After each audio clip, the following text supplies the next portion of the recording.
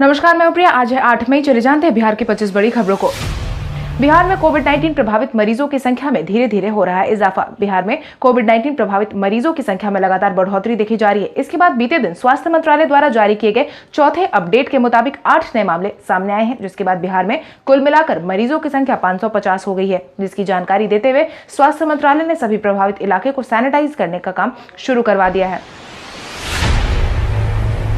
बिहार में कोविड-19 को लेकर आई अच्छी खबर। बिहार में कोविड-19 को लेकर एक अच्छी खबर सामने आई है, जिसके तहत कोविड-19 के मामले भले ही बिहार में बढ़ते देखे जा रहे हो, मगर ठीक होने वालों की संख्या भी लगातार बढ़ती जा रही है। जिसके बाद तमिलनाडु के बाद बिहार दूसरे स्थान पर आ गया है। 8 दिन पहले राज्य में संक्रमितों की संख्या लगभग 400 थी, जिसमें से 66 स्वस्थ हो चुके थे। वहीं बीते दिन आई रिपोर्ट के अनुसार 547 मरीजों में से 203 बिल्कुल स्वस्थ हो चुके हैं, जिसकी जानकारी स्वास्थ्य मंत्रालय की तरफ से जारी की गई है। मुख्यमंत्री नीतीश कुमार ने प्रवासी श्रमिकों का सर्वे करवाने का दिया आदेश। मुख्यमंत्री नीतीश कुमार ने बीते दिन समीक्षा बैठक के दौरान कोविड-19 के रोकथाम को लेकर कई अहम दिशा निर्देश जारी किए हैं, जिसके तहत उन्होंने लोगों द्वारा मिले फीडबैक पर सतर्कता के साथ काम करने की अपील की है। साथ ही प्रवासी श्रमिकों का स्किल सर्वे एक ऐप डेवलप कर बेहतर तरीके से कराए जाने का भी आदेश जारी किया है। उन्होंने आगे कहा कि श्रमिकों का सर्वे ध्यानपूर्वक हो, ताकि क्वारंटीन अवधि के बाद गाइडलाइंस के अनुरूप उनकी क्षमता का बेहतर उपयोग किया जा सके।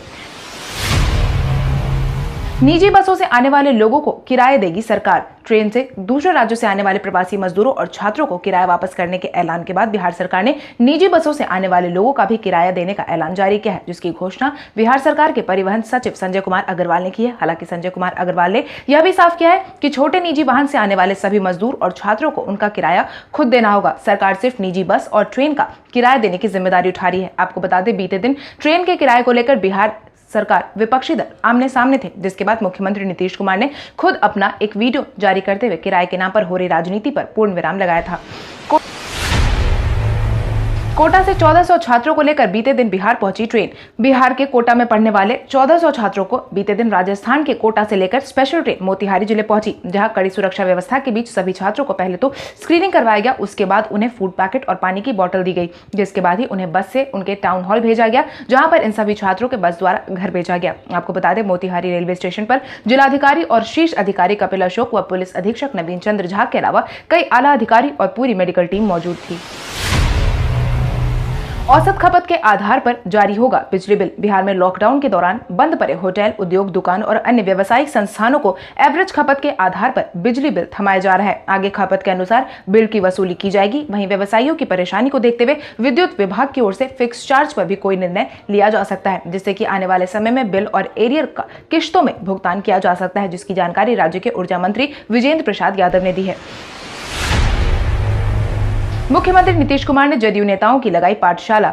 मुख्यमंत्री नीतीश कुमार ने जगह जगह से लोगों की प्रतिक्रिया के बाद जदयू नेताओं की पाठशाला लगाई है, जहां पर उन्होंने फीडबैक से संबंधित कार्य नेताओं को सौंप दिया है। आपको बता दें, मुख्यमंत्री नीतीश कुमार ने जदयू नेताओं के साथ यह पाठशाला वीडियो कॉन्फ्रेंसिंग के जरिए लगाई थी। इसके तहत उन्होंने अपने सभी अधिकारियों से सतर्क रहकर काम करने के साथ ही राशन कार्ड को लेकर सरकार के स्तर पर हाल में जो निर्देश दिए गए उसका अनुपालन किस स्तर पर हो रहा है, इस बात की जानकारी भी ली है। इसके साथ ही मुख्यमंत्री नीतीश कुमार ने ग्रामीण क्षेत्रों में शुरू हुई रोजगार योजनाओं की गति का भी फीडबैक लिया है। बिहार में अब ट्रूनेट मशीन के माध्यम से होगा कोरोना प्रभावितों की जांच। बिहार में कोविड-19 के स्तर में लगातार बढ़ोतरी देखने को मिल रही है। वहीं अब बिहार में उच्च स्तर पर जांच के लिए बिहार के अस्पतालों में ट्रूनेट मशीन को लगाने का आदेश जारी किया गया है, जिससे कि आने वाले समय में भारी संख्या में लोगों की जांच करवाई जाएगी। स्वास्थ्य विभाग द्वारा जारी किए गए आदेश के अनुसार इस मशीन को ऐसे मेडिकल कॉलेजों में लगवाया जाएगा जहां पर अब तक जांच नहीं हो रही थी। इसके साथ ही कुछ अन्य जगहों पर भी स्थापित करवाया जाएगा, जिसके बाद एक दिन में इस मशीन की मदद से 25 से 30 जांच करवाई जा सकेंगी। 9 मई तक 17 जिलों में आंधी, तूफान और बारिश के आसार। बिहार के राजधानी पटना समेत कई जिलों में बीते दिन बारिश के साथ साथ आंधी और बर्फबारी भी देखी गई थी। वहीं पश्चिम विक्षोभ की वजह से बिहार के 17 जिलों में 9 मई तक बारिश के आसार बने हुए हैं, जिसकी जानकारी मौसम विभाग ने अपने पूर्वानुमान में दी है, जिसके तहत पटना सहित 17 जिलों में मौसम शुष्क बना रहेगा, पर तेज हवा के साथ हल्की बारिश होने की संभावना है। मौसम विभाग की माने तो देश के मैदानी हिस्सों में 3 सिस्टम बना हुआ है, जिसमें बिहार के पूर्वी हिस्से में लगातार तमिलनाडु बीच तक ट्रफ लाइन बन गई है, जिससे बारिश की संभावना ज्यादा बढ़ गई है।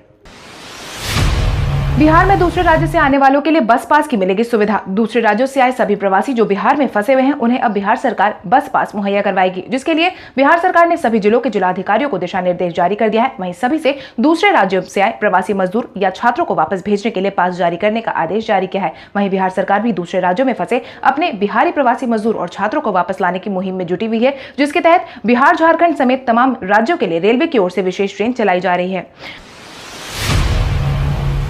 बुद्ध जयंती के अवसर पर इस बार बोधगया रही सुनसान। हर साल जहां बुद्ध जयंती के अवसर पर बोधगया में मेले जैसा माहौल देखने को मिलता था, वहीं इस बार कोविड-19 के कारण सब कुछ सूना सूना दिखा। बीते दिन बुद्ध की 2564वीं जयंती समारोह का सार्वजनिक रूप से आयोजन नहीं किया गया। हालांकि इससे पहले बुद्ध जयंती के मौके पर विश्व के कई देशों के धर्मगुरु, लामा, श्रद्धालु और पर्यटक शामिल होने के लिए लाखों की संख्या में बोधगया पहुंचते थे, मगर इस बार ऐसा कुछ भी नहीं हुआ है, क्योंकि कोविड-19 की वजह से पूरी दुनिया भर में लॉकडाउन का आदेश जारी किया गया है, जिससे कि लोगों की आवाजाही एक जगह से दूसरी जगह हो पाना असंभव है।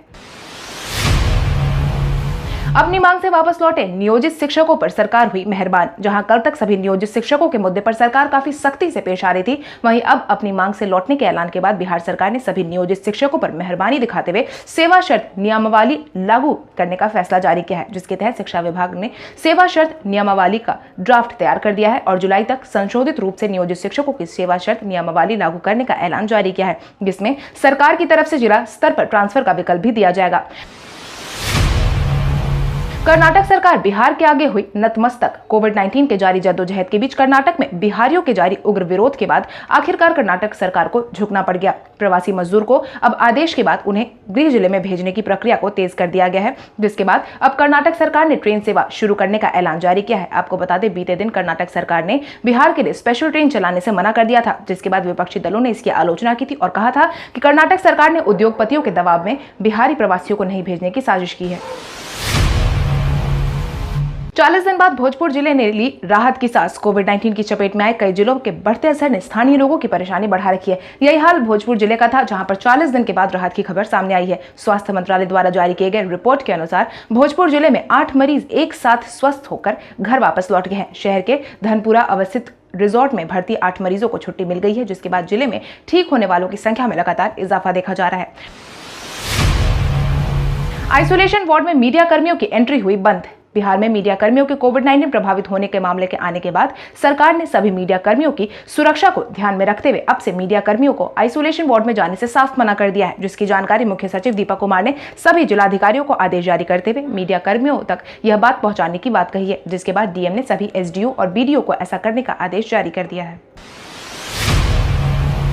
बंद के बीच आज से पटना में खुल जाएंगे कई बाजार। कोविड-19 के बढ़ते असर के कारण जहां केंद्र सरकार ने 17 मई तक बंद का ऐलान जारी किया था, वहीं इसी बीच राजधानी पटना में आज से कुछ शर्तों के साथ कई दुकानों को खोल दिया जाएगा, जिसमें से ज्यादातर दुकानें सोमवार, बुधवार एवं शुक्रवार को शर्तों के साथ खुलेंगी, जिसके तहत इलेक्ट्रॉनिक बाजार समेत अन्य दुकान सप्ताह में 3 दिन खुलेंगे। इसके साथ ही प्रशासन ने साफ तौर पर शॉपिंग कॉम्प्लेक्स, मार्केट कॉम्प्लेक्स और शॉपिंग मॉल को खोलने की अनुमति नहीं दी है, जिसके बाद एक बार फिर से सड़कों पर लोगों की आवाजाही देखने को मिलेगी। मगर ये ध्यान रहे कि सरकार द्वारा जारी किया गया यह आदेश उन इलाकों के लिए नहीं है जो कंटेनमेंट जोन में घोषित किए गए हैं, क्योंकि कंटेनमेंट जोन वाले कोई भी दुकान नहीं खोले जाएंगे।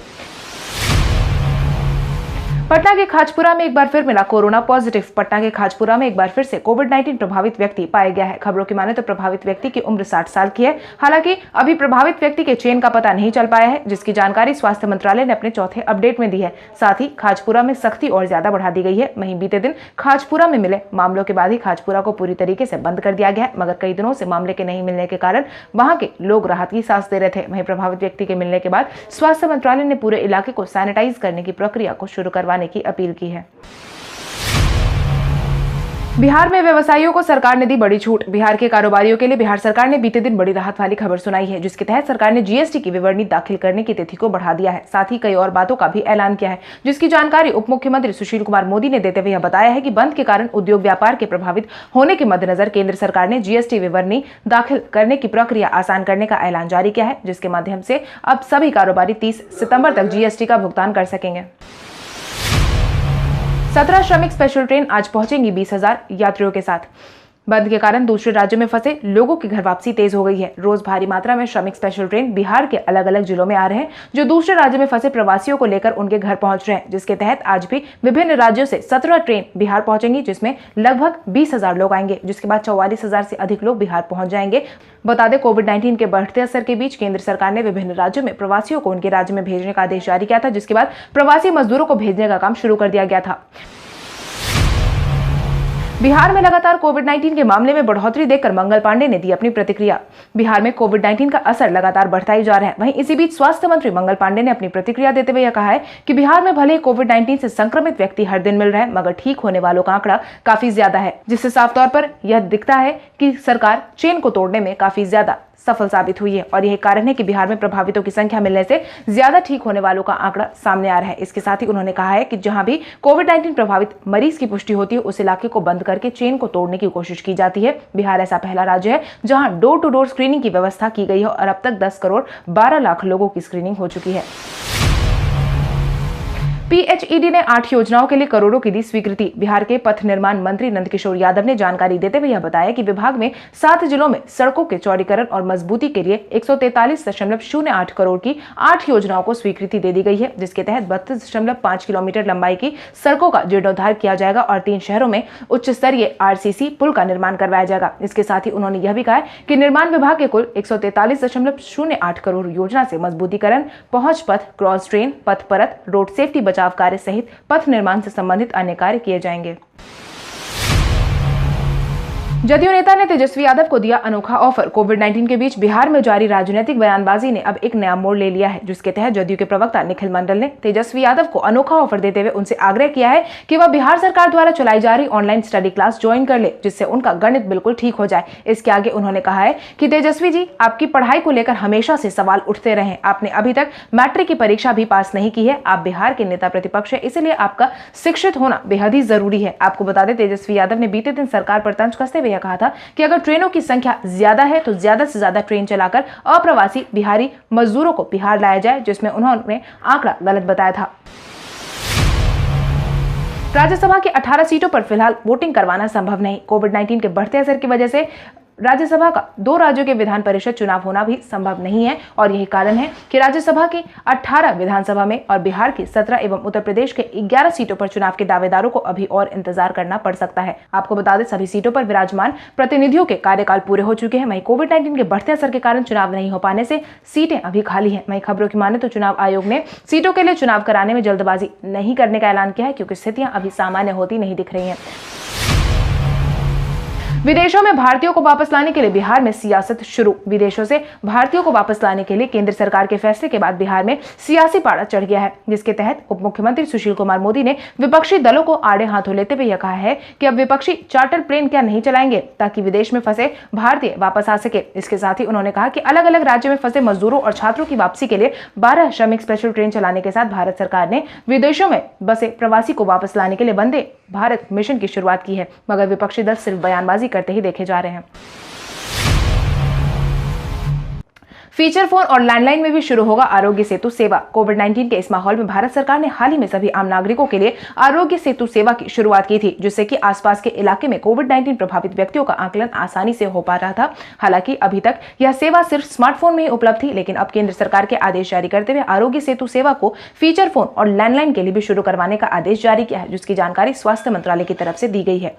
कल हमारे द्वारा पूछे गए सवाल का जवाब आप में से बहुत सारे यूजर ने हमें कमेंट करके दिया था, उसके लिए आपका बहुत बहुत धन्यवाद। आप में से जिन यूजर का कमेंट हमें अच्छा लगा है उनके नाम है शैलेंद्र सिन्हा, अमृता सिन्हा, कृष्णा कुमार, रामलाल सिंह, पप्पू यादव, नीतीश सिंह, धर्मेंद्र कुमार, सोनू कुमार, पीयूष कुमार, लाली सेना, आरती कुमारी, कौशल कुमार, विनीत सिंह, सुरभि पांडे। इसके अलावा हमारी टीम को और भी लोगों के जवाब अच्छे लगे, मगर समय के अभाव के कारण हम उनका नाम नहीं ले पाए। लेकिन आप हमारे सवालों का जवाब देते रहे, हम कल आपका नाम लेने की पूरी कोशिश करेंगे। तो चलिए बढ़ते हैं आज के सवाल की ओर। आज का सवाल कुछ इस प्रकार है, आपके अनुसार बिहार में कोविड-19 प्रभावित व्यक्तियों के ठीक होने की दर का मुख्य कारण क्या हो सकता है? अपने जवाब हमें कमेंट करके जरूर बताएं। इसके साथ ही आज के लिए बस इतना ही।